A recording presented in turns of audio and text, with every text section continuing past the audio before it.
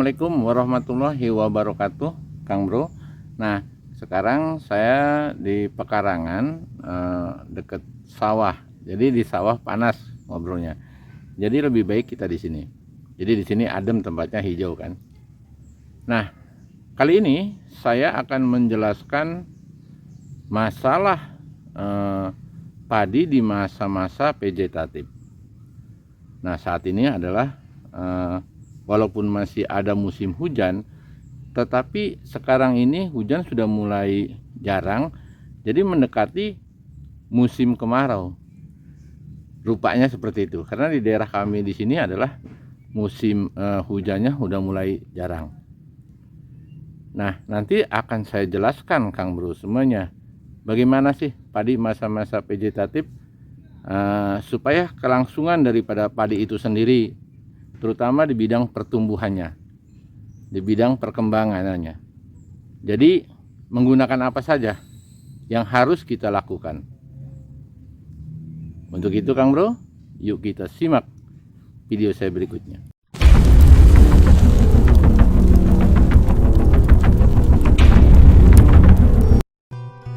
Pemupukan awal saya di saat padi berusia 10 hari setelah tanam. Dalam per hektar saya jumlah pupuk dasar atau pupuk pertama adalah 3,5 kuintal. Yang 2 kuintal adalah jenis nitrogen atau urea. Yang 1 kuintal adalah jenis P2O5 atau fosfor atau fosfat.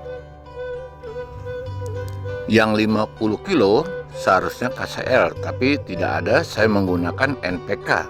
NPK apa saja, Kang Bro? Jadi jumlahnya di dalam pemupukan itu saya jumlahnya 3,5 kuintal di saat tadi umur berusia 10 hari setelah tanam. Dan kebetulan bahwa padi ini sekarang sudah berusia 15 hari, Kang Bro. Nah, ini masa-masa pertumbuhan dan pupuk sedang berjalan. Artinya padi mengisap makanan dari bawah sedang berlangsung, Kang Bro. Nah, Kang Bro semuanya, setelah pemupukan yang pertama, karena saya pasti pupuknya kalau menggunakan semacam pupuk kimia itu paling awal, jadi tidak ada pemupukan kedua. Saya dilanjutkan dengan semacam ini. Sehubungan sekarang masa-masa vegetatif, saya menggunakan hasil rekayasa sendiri. Nah, seperti ini.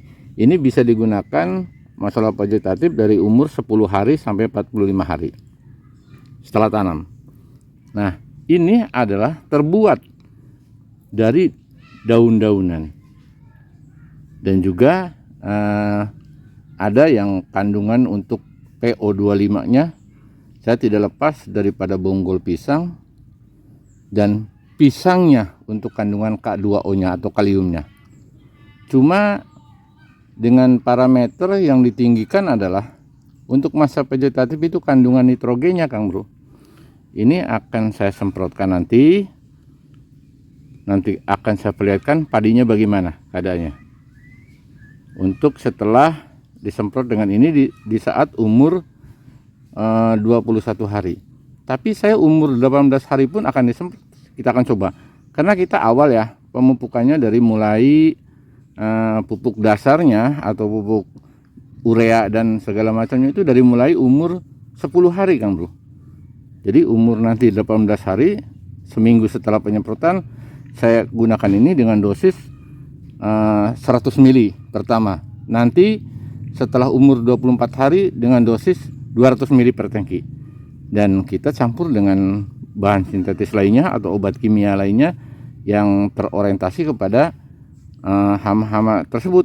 Artinya apa penyakitnya, hamanya yang itu. Ya mungkin Kang Bro semuanya sudah tahu dengan video-video saya yang dulu. Oke, kita lihat nanti video. Setelah pemupukan pertama atau pupuk dasar dari nitrogen, fosfat, dan NPK, ini adalah berumur 1 minggu atau 8 hari, Kang Bro. Jadi saya menggunakan POC adalah dengan dosis 100 mili atau 100 cc. Kenapa saya 100 cc? Karena pemupukan dari yang tadi itu masih merasakan keseimbangannya. Artinya serapannya atau padi itu seakan-akan sekarang lagi diberikan makanan yang dari pupuk dasar itu. Ini hanya untuk penyerapan saja, nutrisi saja yang diberikan daripada berkelangsungan 1 minggu setelah pemupukan pertama. Dan yang kedua, nanti di saat usia padi umur 24 hari, itu saya menggunakan dosis 200 ml per tangki. Dan bahwa POC ini adalah bisa dicampur dengan bahan sintetis lain. Hanya paling tinggi dosis adalah 20 cc untuk bahan sintetisnya atau kimianya. Artinya apa saja orientasinya yang untuk hama di tanaman padi ini. Jadi Kang Bro hanya jangan berpatokan hanya satu merek atau apa. Itu yang penting pokoknya sasaran kepada hama tersebut. Jadi Kang Bro bahwa POC buatan saya atau buatan Kang Bro itu sebetulnya bisa dicampur. Hanya tidak terlalu tinggi untuk campurannya dari bahan kimianya. Paling tinggi adalah 20 mili atau 20 cc. Menggunakan POC vegetatif saya sampai usia padi 45 hari setelah tanam. Dan selanjutnya menggunakan setelah umur 55 hari saya menggunakan POC generatif Kang Bro. POC generatif adalah kandungan nitrogen lebih rendah daripada kandungan-kandungan yang lainnya. Semacam fosfatnya itu tinggi dan K2O-nya atau kaliumnya tinggi dan MgO-nya juga harus lumayan. Dengan cara-cara memberikan pemupukan sesuai dengan fasenya dan diberikan nutrisi dari atas dan disesuaikan dengan parameter dan kebutuhan daripada tanaman itu sendiri, saya meyakinkan bahwa padi tersebut adalah mencukupi dalam kebutuhan makro dan mikronya Kang Bro. Padi akan tumbuh subur dan semua kebutuhan terpenuhi. Nah, dari segi biaya Kang Bro bisa dikalkulasikan dengan penyemprotan kita dulu dengan teknik antara organik dengan kimia. Itu bisa dipisahkan dulu. Kalau sekarang bisa dicampurkan. Apa yang harus dipisahkan dengan organik? Kecuali organik yang untuk pembenah tanah, artinya untuk memberikan bakteri kepada tanah. Nah, itu baru dipisahkan. Tetapi kalau yang untuk POC yang sudah saya dilakukan bertahun-tahun dengan dicampur kimia pun kita bisa dan hasilnya juga cukup lumayan Kang Bro. Jadi jangan punya berpikiran bahwa organik itu tidak bisa dicampur dengan kimia. Ya, bisa-bisa saja seperti itu.